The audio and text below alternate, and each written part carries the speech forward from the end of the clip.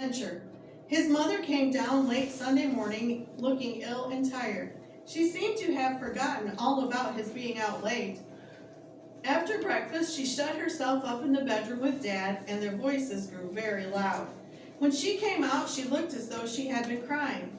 Dad was in a bad mood, and the girls were fussing. Francis made himself scarce. He kicked his football around the yard for a time and then saw Ram looking at him through a crack in the fence. Francis opened the gate. "Ram, there's a secret place I go. I'll take you if you like, but you must not tell anyone, ever."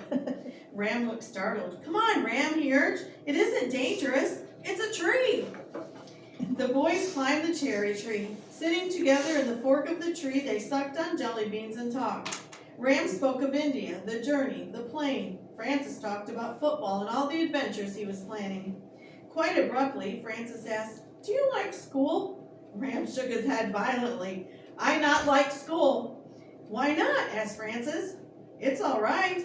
Ram looked at Francis. "I no like school. I afraid of Spotty and Tyke. They run after me. They say they do something bad for me," he whispered with a shudder. Francis stared at Ram. How would 13-year-old Spotty bother Ram? And why did Tyke pay attention to a little Indian? Tyke was strong and wiry and an excellent runner. Francis had tried to make Tyke notice him.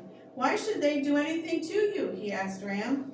Ram's eyes widened in fright. "They have a little house," he whispered, "near our house. I not know they in little house. I heard them talk bad things, and I run away quick.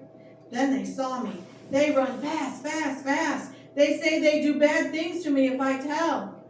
Francis felt jealous that Tyke paid so much attention to Ram, but it thrilled him to know there was a secret hideout not far away. It was said Tyke had other friends.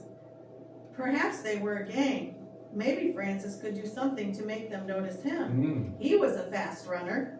He questioned Ram until he knew he could find the little house. He would go there later at sunset when they met.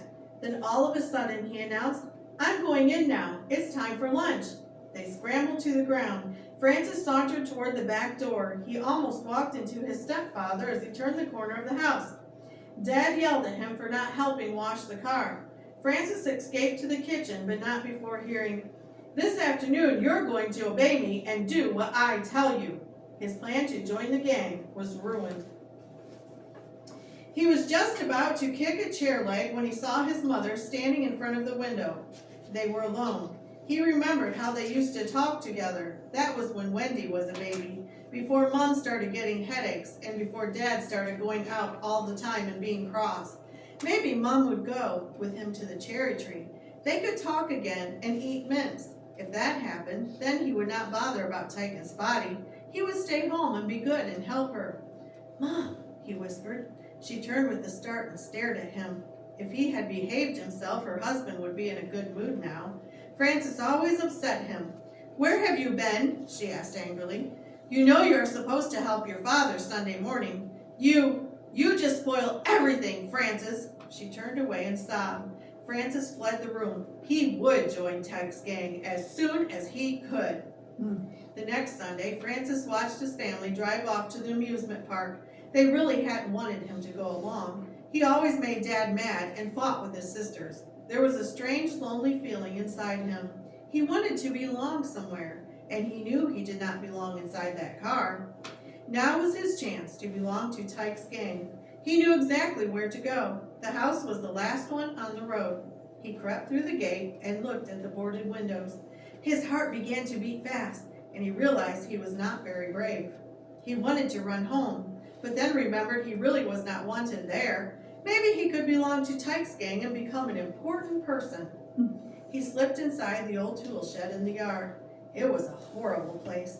Empty cans, bottles, and cigarette ends littered the floor. The walls were mildewed, and the windows stuffed with rags. He sat for a long time and daydreamed, then went outside to the yard behind the shed. Just as the sun was setting, 3 boys charged into the shed and lit the lantern. Its light made a broad beam across the path. Francis felt afraid. To escape, he would have to cross the beam, so he crouched behind a bush and listened. They were planning to smash the telephone booth outside Ram's house. Francis trembled. Then he sneezed. "Who's there?" Tyke called as he stepped through the door, the others following. The boys came near and dragged him into the shed. They pinched and slapped him. Just a minute here. What did you hear? Demanded Tyke, holding his wrist and looking at him with narrowed eyes. I heard about the phone booth, blurted out Francis. Let me join your gang. If you want to smash phone booths, I could help you. I can run fast. I could watch out and warn you. Tyke stared thoughtfully at Francis. He squeezed Francis's wrist harder. Right, he said fiercely. You can run for us. And if you tell on us, Tyke uttered threats Francis had never imagined. Now run to the end of the road. Look right and left. When no one's coming, step under the streetlight and raise your hand. Now scram. Francis scrammed. He peeped around the corner. There was no one coming. He stepped into the lamplight and raised his hand. 3 dark forms reached the phone booth. Francis heard the tinkle of broken glass and saw the light go out. It was all over in a few seconds. Francis ran home, utterly, recklessly happy. He belonged. He was important. He was accepted. On Tuesday evening, he dared to saunter around and look at the damage. The glass was shattered, the receiver broken, and the connection cut. He was feeling a glow of pride at this part when Ram saw him and invited him to play. Ram's parents were out for the evening, and his little sister Tara was in bed. The boys arranged army regiments all over the room and knocked them down with marbles. It was warm with the gas fire on. They pushed the sofa towards the wall to make more room for their game. After a while, they felt hungry and went to the corner store for a snack. When he returned, Ram opened the door and stepped back in horror. Clouds of gray smoke billowed from the house. It's the sofa, he screamed. Too near the fire. Francis, phone the police and fire engine. I get Tara. He dashed for the staircase but was driven back, blind and choking. 3 times he tried and then knew it was impossible. Francis turned to make the phone call. Then it struck him like lightning. The phone was wrecked. And he had helped. He turned and ran home. His mother would know what to do. Fire engine and ambulance, 75 Draper Street, she shouted into their phone, and there's a child in an upstairs bedroom that they can't reach. Together they raced through the night, carrying their ladder. As they turned the corner, they saw the neighbors and turned their hoses on the blaze. 2 ladders had been tied together, and a man shinnied up. There was a crash of falling glass.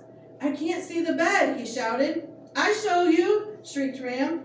Up the ladder he went and pitched himself through the window, the man following. Soon they reappeared and slid down to the ground with a limp little girl. They laid her on a rug.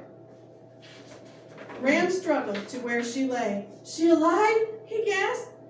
I don't know, said Francis's mother, putting her arms around the sooty, bloody little figure. I think so. I hope so.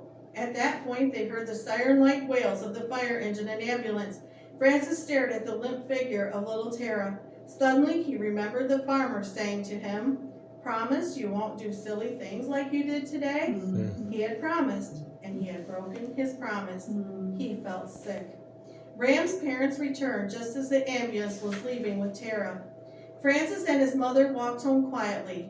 Mom, do you think Tara's dead? He asked hesitatingly. I don't think so. Her heart was beating. Pray God she'll be all right. What good does praying do, Mom? I'm not sure. I used to think it helped. Nothing seems to help anymore. I wish you went to Sunday school, Francis. I wish you could all grow up good. I don't know what to do. She was crying. Francis flung his arms around her and clung to her. I'll try to be good, he whispered. That's the end of today.